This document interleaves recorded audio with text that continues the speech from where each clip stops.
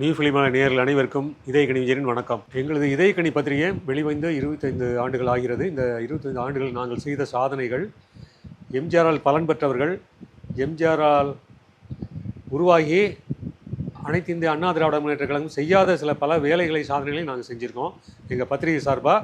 அந்த பத்திரிகை சார்பாகிறது இதயக்கனி விஜயன் என்ற தனி மனிதனுடைய முயற்சிகள் அனைத்தும். இது கூட்டு முயற்சி தான், இது இல்லைன்னு சொல்ல முடியாது. ஆனால் அத்தனையும் திட்டமிடுதல் எல்லாமே இதயக்கனி விஜயனோட திட்டமிடுதல். இந்த பத்திரிகை பேரில் என்ன நான் அதிகமாக நான் பிரபலப்படுத்திக்கல, இந்த பத்திரிகை பிரபலப்படுத்துறது தான் அதிகம். அப்படி பார்க்கும்போது இதுவரை மலேசியா, சிங்கப்பூர், இலங்கை, பிரான்ஸ், துபாய், அதுக்கு அடுத்து இப்போ ஆஸ்திரேலியா செப்டம்பர் 17 ஆஸ்திரேலியா புறப்படுறான். ஆஸ்திரேலியாவில் சென்று செப்டம்பர் 21 அங்கே உள்ள சிட்னி தமிழ் சங்கத்தோடு சேர்ந்து எங்களுடைய நிகழ்ச்சி நடக்குது. ஸோ இவ்வளோ விஷயங்களை நாம் எடுத்துக்கிட்ட இங்கேருந்து நாங்கள் முதல்ல அண்ணாதுரை கண்ணதாசன் அவர்களை அழைத்தோம். பட் அவருக்கான சில வசதிகள் சூழ்நிலைகள் அங்கே அமையவில்லை. அப்புறம் அதாவது வேறு நடிகர்களையும் தொடர்பு கொண்டால் தூரங்கிறதுனால கொஞ்சம் தயங்குறாங்க. கொஞ்சம் பணம் அதுக்கு நிறைய செலவாகும் அப்படிங்கிறது அது ஒரு சிக்கல். திரு ஜோ மல்லூரி அவர்களும் வருவதாக இருந்தார். அதுவும் விசா விஷயத்தில் கொஞ்சம் இதாக இருக்குது. பட் எனக்கு விசா கிடச்சிருச்சு. அதாவது நம்ம எடுத்துக்கிட்ட முயற்சிகள் அது எம்ஜிஆர் நம்மளை எல்லா விஷயத்துலையுமே கொஞ்சம் முதல்ல ஒரு சோதனையை கொடுப்பார். சோதனையை கொடுத்துட்டு அதுக்கப்புறம் வெற்றியை கொடுப்பார். அது எனக்கு தொடர்ந்து ஏற்படுற அனுபவங்கள். பார்த்திங்கன்னா இது வரைக்கும் யாரும் செய்யாத பல வேலைகளை நாங்கள் பண்ணியிருக்கோம். மலேசியாவிலேருந்து கிட்டத்தட்ட ஒரு 20க்கும் மேற்பட்ட நிகழ்ச்சிகள். அதில் ஜொஹூர்லேயே ஒரு 5 நிகழ்ச்சிகள் நடத்தியிருக்கோம். மலாக்கா தமிழ் சங்கத்தின் மூலமாக ஒரு 4 நிகழ்ச்சிகள், ஈப்போவில் 2 நிகழ்ச்சிகள், ஃபினாங்கில் ஒரு 3 நிகழ்ச்சிகள். அதாவது 3ங்கிறது பெரிய நிகழ்ச்சி, ஒரு 5 நிகழ்ச்சி வச்சுக்கலாம்.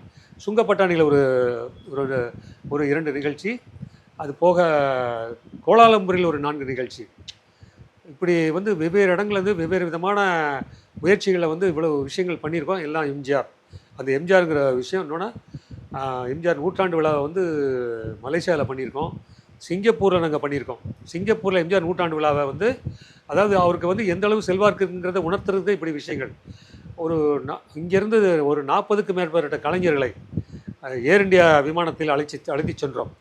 ஏர் இண்டியா எங்களுக்கு ஸ்பான்சர் பண்ணாங்க எங்களுடைய முயற்சிக்காக. அங்கே பெரிய அளவில் அந்த நிகழ்ச்சி நடந்தது. சரோஜாதேவி, லதா, சச்சு, வெளிநாடு நிர்மலா, பாக்யராஜ், ஆனந்த் பாபு, அண்ணாதுரை கண்ணதாசன், கவிஞர் முத்துலிங்கம், இப்படி ஒரு பெரிய இன்னொரு இன்றைய திரைப்பட கலைஞர்கள் உட்பட அத்தனை பேரையும் அழைச்சிட்டு போய் பெரிய ஒரு ஈவெண்ட்டு திரு அருமைச்சந்திரன் அவர்கள் அங்கே முன்னெடுத்து செஞ்சாங்க. நம்ம இதயக்கனி அவங்களுக்கு சப்போர்ட் பண்ணி இந்த விஷயங்கள் ஒருங்கிணைக்கிற வேலையெல்லாம் செஞ்சோம். எங்கள் பிஆர்ஓக்கள் மௌன ரவியும் சிஆர்ஓவிலும் வந்தாங்க. ஸோ இது யாரும் பண்ணாத ஒரு விஷயம். இத்தனை கலைஞர்களை ஒருங்கிணைச்சு வெளிநாட்டில் நடத்துறதுங்கிறது இதுவரை நடைபெற்றிராத ஒரு விஷயம். அதை இதயக்கனி இணைந்து நடத்தி அதுக்கு ஒரு பெரிய ஒரு நூற்றாண்டு பண்ணதில் பெரிய மகிழ்ச்சி. அது போக இலங்கையிலே நூற்றாண்டு எங்களை வச்சு தான் அங்கே உள்ள மந்திரி திரு ராதாகிருஷ்ணன் நடத்தினார். கண்டியில் எம்ஜிஆர் பிறந்த கண்டியிலேயே அந்த நிகழ்ச்சியை பண்ணோம். அதுக்கான ஏற்பாடுகளை பண்ணி கொடுத்தோம். அது மாதிரி ஃப்ரான்ஸில் நூற்றாண்டு பண்ணோம். இது போக துபாயில் ரொம்ப முயற்சி எடுத்தோம். அதாவது துபாயில் ஒரு முயற்சி எடுத்தது என்னென்னா, பல வருட முயற்சிக்கு அப்புறம் கடந்த 2024ஆம் ஆண்டில் பிப்ரவரியில் முதல் முறையாக அது சொன்னாங்க. எம்ஜிஆர் நிகழ்ச்சி நீங்கள்லாம் பண்ணி யாரையும் நம்பி பண்ணாதீங்கன்னு கொஞ்சம் டிஸ்கரேஜ்மெண்ட்டெல்லாம் இருந்துச்சு.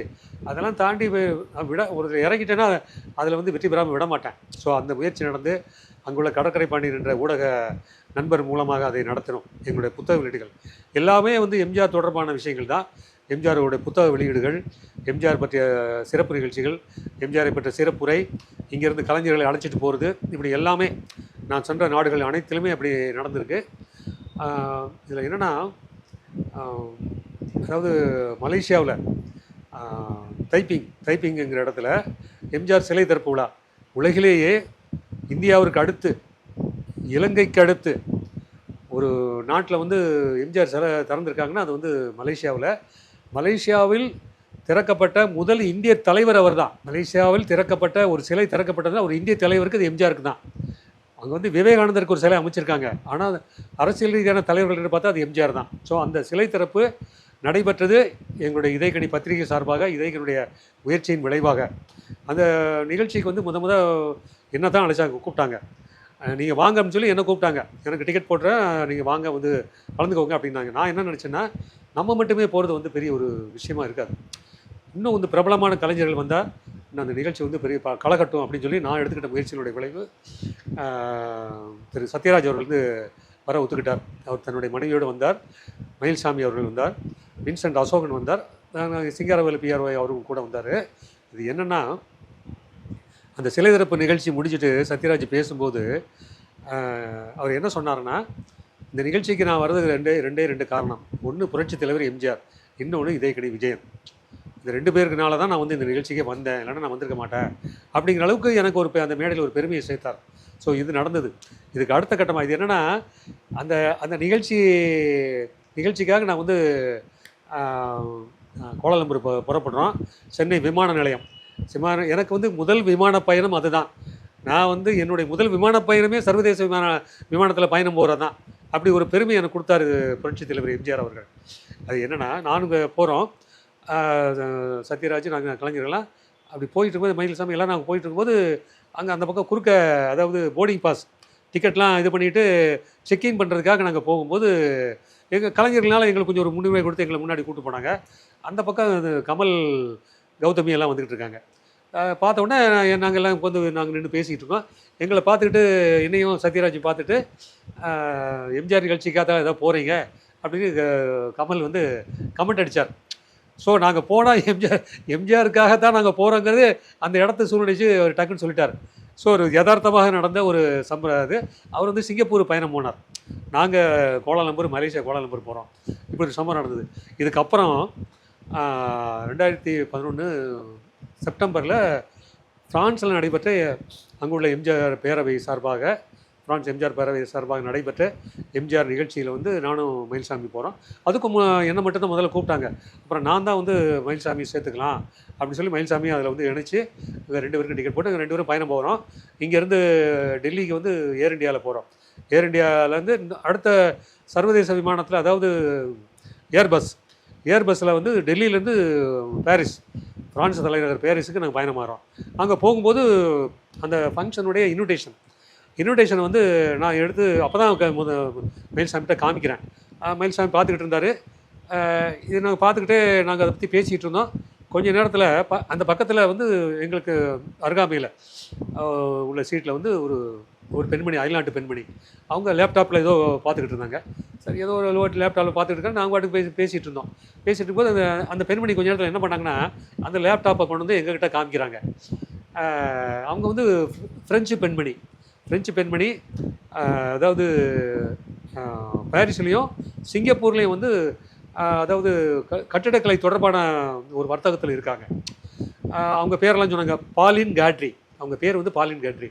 காமிச்சப்போ அதில் ஒரு அதிசயம் என்னென்னா, அந்த லேப்டாப்பில் ஒரு வீடு, அந்த வீட்டில் வந்து அவங்க வீட்டு சுவரில் எம்ஜிஆர் படம் மாட்டியிருக்கு.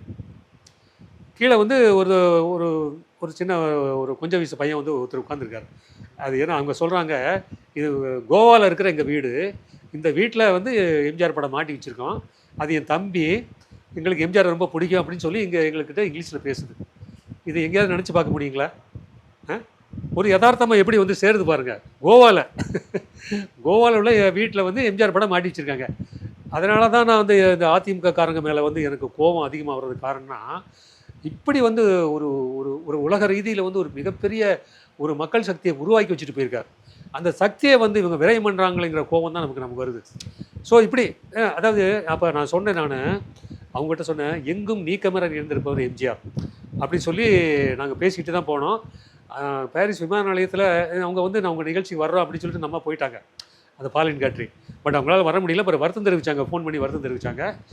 நாங்கள் போகும்போது பாரிஸ் விமானத்தில் பார்த்து அங்கே உள்ள வேலை பார்க்குற தமிழர்கள், பயணம் பண்ண தமிழர்கள் அத்தனை பேருமே பார்த்துக்கிட்டு, வாங்க சார் அப்படின்னு சொல்லி மயில்சாமிகிட்ட பேசிகிட்டு இருப்போ, இந்த மாதிரி இங்கே எதுக்காக வந்தீங்கன்னா, இந்த மாதிரி புரட்சி தலைவர் எம்ஜிஆர் நிகழ்ச்சி, அதுக்காக வந்திருக்கோம், நீங்களாம் வாங்க அப்படி எல்லாரையும் சொன்னார். ஸோ அங்கே ஒரு விளம்பரம் ஆயிடுச்சு, பாரிஸ் விமான நிலையத்தில் விளம்பரம் ஆயிடுச்சு. அதாவது இங்கே சென்னையிலேருந்தே ஆரம்பித்து டெல்லி விமான நிலையத்திலும் இது வந்து விஷயம் பரவி, அப்புறம் வந்து பாரிஸ் விமான நிலையத்திலும் அப்படி போய் நாங்கள் போனோம். அங்கே போய் வந்து நிகழ்ச்சியில் பேசணும், அங்கே பங்கெடுத்துக்கிட்டோம். எங்களை வந்து ஈஃபில் டவருக்கெல்லாம் கூட்டு போனாங்க. அதாவது 7 உலக அதிசயங்களில் ஒரு அதிசயம் வந்து ஈஃபில் டவர், பாரிஸில் உள்ள ஈஃபில் டவர். அந்த ஈஃபில் டவரை முதல் முறையாக ஒரு பார்க்கின்ற வாய்ப்பு வாங்கியது. இதெல்லாம் யாரால்? புரட்சித் தலைவர் எம்ஜிஆரால். ஸோ இப்படி விஷயம். அதுக்கப்புறம் இது இன்னொரு விஷயம் நினைவு கூர்ந்து சொல்லணும். இலங்கையில் வந்து ஒரு நிகழ்ச்சியில் அங்கே உள்ள ஒரு கல்லூரி, அதாவது பள்ளினா கூட அது கல்லூரின்னு தான் சொல்லுவாங்க. ஒரு 500 மாணவ மாணவிகள் இருப்பாங்க. எல்லாம் வந்து ஒரு ஒரு ஒரு 18, அதாவது ஒரு 10லேருந்து ஒரு 18 வயசு, ஒரு அந்த அந்த பருவம்னு வச்சுக்கோங்களேன். 18 வயசு அந்த ரேஞ்சுக்குள்ளே இருக்கும். உட்காந்துருக்காங்க. அங்கே வந்து எங்களுக்கு வந்து நிகழ்ச்சி நாங்கள் வந்து நாங்கள் வந்து விருந்தினர்கள். நானும் அங்கே அந்த மந்திரி அவர்கள் ராதாகிருஷ்ணனுடைய மகன் திரு ராஜாராம், அவர் அங்கே உள்ள மாகாண சபை உறுப்பினர். அவர் என்னை அழைச்சிட்டு போய் அந்த இதில் வந்து வரவேற்பு ஒரு ஷார்ட் டைமில் ஏற்பாடு பண்ண நிகழ்ச்சி. முதல் நாள் பிளான் பண்ணி மறுநாள் அங்கே இதுக்கு போகிறோம். போகும்போது நான் இதயக்கணி புத்தகங்கள்லாம் எடுத்துகிட்டு போய் வச்சுருக்கேன், டேபிள் வச்சுருக்கேன். அப்போ எனக்கு இது இங்கே இந்த இடத்துல நம்ம என்ன பேச முடியும், எல்லாம் பூரா இளைஞர்களாக இருக்காங்க. எம்ஜிஆர் இங்கே வந்து படங்களும் திரையிட்டு பல வருடங்கள் ஆகுது. எல்லாம் வந்து விடுதலை புலிகள் இயக்கத்தினுடைய அவங்களால் ஏற்பட அந்த விடுதலை யுத்தத்தில் நடந்த பிரச்சனைகள் ஆரம்பமாக தமிழ் படங்கள் அங்கேருந்து வர்றது நின்று போச்சு. அது எம்ஜிஆர் படம் சுத்தமாக கிடையாது. அப்படிங்கிறப்ப இவங்களுக்கு என்ன தெரியும், பெரிய இடைவெளி விட்டு போச்சு, நம்ம என்ன பேச முடியும் தெரியல. எனக்கு ஒரு சின்ன ஒரு மனக்குழப்பம். மற்றவங்களாம் பேசிகிட்டு இருக்கும்போது நான் இந்த குழப்பத்தில் இருந்தேன். அப்புறம் ஒரு தெளிவுக்கு வந்துட்டேன். பேசி முடிக்க நான் பேச எந்திரிக்கும் போது தெளிவுக்கு வந்தேன். என்ன பண்ணேன்னா இதயக்கணி புத்தகத்தை காமிச்சேன். எல்லோரும் முன்னாடி எடுத்து தூக்கி காமிச்சிட்டு, இது யாருன்னு தெரியுதா? 1-2 பேர் தெரியுது அப்படின்னாங்க. யாருன்னா எம்ஜிஆர்னு சொன்னாங்க. ஆனால் பரவாயில்ல, தெரியல. இது வந்து தமிழகத்தினுடைய முன்னாள் முதல்வர் புரட்சி தலைவர் எம்ஜிஆர் அவர்கள். இவர் மகத்தான திரைப்பட நடிகர், புரட்சி நடிகர் எம்ஜிஆர். இங்கே நிறைய படங்கள் உங்கள் நாட்டில் பிரமாதமாக ஓடி இருக்கு அப்படின்னு சொல்லிட்டு நான் அதுக்கப்புறம் அந்த புத்தகத்தை எடுத்து வச்சுட்டு, உங்களுக்கு ரஜினிகாந்த் எத்தனை பேர் தெரியும்? அதெல்லாம் படன்னு கை தூக்குனாங்க. கமலஹாசன் எத்தனை பேர் தெரியும்? கை தூக்குனாங்க. சூர்யாவை எத்தனை பேர் தெரியும்? கை தூக்குனாங்க. அதாவது கார்த்திக் எத்தனை பேர் தெரியும்? அது செஞ்சாங்க. விஜய் எத்தனை பேர் தெரியும்னு கடன்னு அது பாட்டுக்கு அந்த இடமே கலகலப்பாயிடுச்சு. அது மாதிரி அஜித்தை பற்றி சொன்னோன்னே அது இன்னும் கலகலப்பாயிடுச்சு. இவ்வளோ கலகலப்புக்கு மத்தியில் நான் கடைசியாக ஒரு விஷயம் சொன்னேன். இவங்க அத்தனை பேருக்கும் குருநாதர் எம்ஜிஆர் அப்படின்னேன். அவ்வளோதான். அந்த இடமே வந்து ரொம்ப பெரிய அளவில் இதாகிடுச்சு. எல்லாம் வந்து எங்கள்கிட்ட கையெழுத்து வாங்குறது, ஃபோட்டோ எடுத்துக்கிறது அப்படிங்கிறது மாறி போச்சு. அந்த எம்ஜிஆருங்கிற வைப்ரேஷன் வந்து அந்த இடத்தையே மாற்றிடுச்சு. ஸோ இதுதான். அப்போ இப்போ எவ்வளோ பெரிய அளவில் வந்து அவர் வந்து செஞ்சுட்டு போயிருக்காருங்கிறது இதெல்லாம் வந்து ஒரு உதாரணங்களாக நான் சொல்ல விரும்புகிறேன். இப்போ எல்லோரும் எங்களோட குரூப் ஃபோட்டோ எடுத்துக்கிட்டாங்க. ஸோ இவ்வளோ விஷயங்கள் நடந்திருக்கு. இது மாதிரி இப்போ இந்த அனுபவங்கள் வந்து நிறைய இருக்குது நமக்கு. இதில் ஒரு சாதனை என்னென்னா, மலாக்கா தமிழ்ச்சங்கம் கட்டடம் உருவாக்கினாங்க. அந்த கட்டடம் உருவாக்கத்துக்கு நாங்கள் எம்ஜிஆரை பற்றி வெளியிட்ட ஆல்பம், அந்த ஆல்பத்தை வெளியிட்டு அதன் வழியாக கிட்டத்தட்ட 30,000 வெள்ளி அவங்களுக்கு வந்து பணம் கிடச்சிருக்கு. கிட்டத்தட்ட இன்றைக்கி மதிப்பில் வந்து 6 லட்ச ரூபா. அது அப்படி எங்கள் நிகழ்ச்சி மூலமாக இப்படி ஒரு இடத்துக்கு ஒரு நல்லது நடந்திருக்குங்கிறது இது இன்னொரு வகையில் பெருமை. நன்றி, வணக்கம். இந்த வீடியோ உங்களுக்கு பிடிச்சிருந்தா லைக் பண்ணுங்கள், கமெண்ட் பண்ணுங்கள், ஷேர் பண்ணுங்கள், சப்ஸ்கிரைப் பண்ணுங்கள்.